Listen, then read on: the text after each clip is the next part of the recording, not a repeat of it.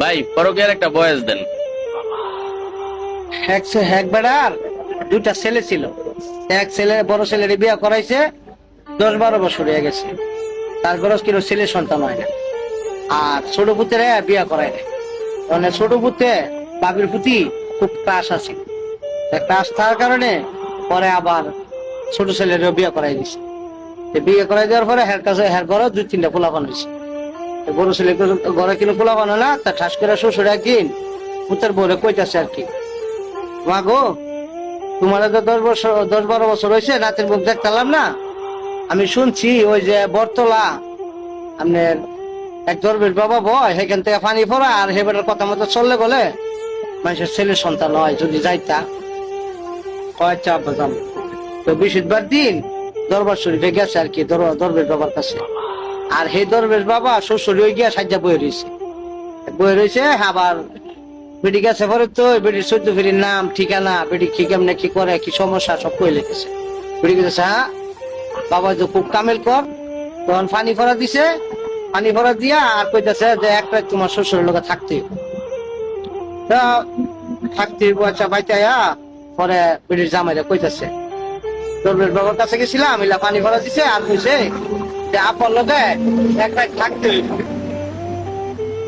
সমস্যা কি, তোমার আপা আর আমার আপা তো এক কতই, এক রাত থাকলে যদি আমরা একটা কিছু হয় তাহলে ভালো না, তো থাকবা। তো বাড়ির বড় বউ না, কাম কাজ সব শেষ করে এনে যায় আর শ্বশুর ঘরে হইতো। এর ভিত্তে শ্বশুর আগে গিয়া এক সহির মেঝে থাকতো আর কি। আগিলা দিনে সহি আসিল, সহির আবার বড় বড় ফাঁকা ছিল। হ্যাঁ ভাবছে কি যে বড় বউ দায়িত্ব আছে যে এর ভিত্তে যন্ত্রটার একটা শান দিয়ে নি, এই সহির ফায়দা এর যন্ত্রটারে শান দিতে আছে। এই না দেখে বিলে নিশ্চিত দেখতেছে যে একটা ইন্দুর উঠতেছে নামতেছে বিলে ঠাস করে একজনের মাথা কামড়টা খাই নিছে। খাই লওয়ার পরে খাইতো গেছে মারা যাওয়ার পরে বেডি আইসে, 1-2 ঘন্টা পরে আয় দেখি শ্বশুর মহিলা নিছে। মনে মনে চিন্তা করতেছে, অহন যদি সকালবেলা উঠে দেখে আমার শ্বশুরের ধন কাটা মরে গেছে গা, আর আমি জীবিত, দুষ্টা তো সারা আমার উপরে করবো, যা শ্বশুর তো মরে গেছে গা, আমিও ব্যাগ ধরে মরে থাকি। তো ভিডিও ব্যাগ ধরে মরে গেছে। সকালবেলা দরজা মরজা কেউ খুলে না, বড় ফুটাইছে আয়া দরজাটা সাফাইতেছে, উঠে না, পরে বাইঙ্গেই ঢুকছে। ঢুকার পরে আয়া দেয় কি বাপও মেরে লইছে, বউ নিচে ফিরে মেরে লইছে। ছোট ভাইটা ডেকে আনছে, বাইরে এদিকে কি হয়েছে? তোর বাবিও মারা গেছে, আব্বাও মারা গেছে, মানে কি করার? তুই গিয়া মানুষজনরে খবর দে, আর গিয়া কাফনের কাপড় আনগা, আমি এটারে কোনটা রাজ পাহারা যাই, এর ভিত্তি আবার বাইরে বার করুন না, 2-3 লগ লইয়া। আচ্ছা, হ্যাঁ বড় ভাই গেছে বাজারও, আর হ্যাঁ করছে কি আন্দা ওই যে বাবির পুত্রি যে ক্রাশ আছিন, চিন্তা করছে বাচ্চা থাকতে তো সুত মারে নিলে কিছু করতারি নাই, মরে গেছে গায়ে বেড়ে একটা কাম করে দেখুন কাপড় উল্টায় কাম করতে গেছে, পাট করে বিড়ি দেওয়া হজাক উঠে গেছে। এই গুলাম তুই করস কি? হুমা তুই মরস নাই?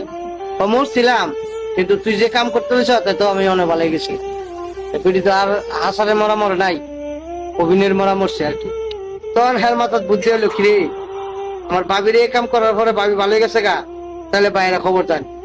বাইরে খবর দেন না, ঘটনাটা কইছে বাবির এই করছি পরে বাবি ভালো গেছে গা, মানে আয় বাপের 2 ভাই মিলে ফুটকি মারে। তখন করছে কি 2 ভাই মিলে বাপের ফুটকি মারে, কিন্তু বাপ আর ভালো না, হ্যাঁ তো হাসারে মরা মরছে। এর জন্য কই কেউ ওই পরের বউর দিকে, পুত্রের বউর দিকে লোভ দিও না, যদি দেও তাহলে লাস্টে ফুটকি মারা খাওয়া খাইয়া মরবা। আশা করি বুঝতে পারছেন।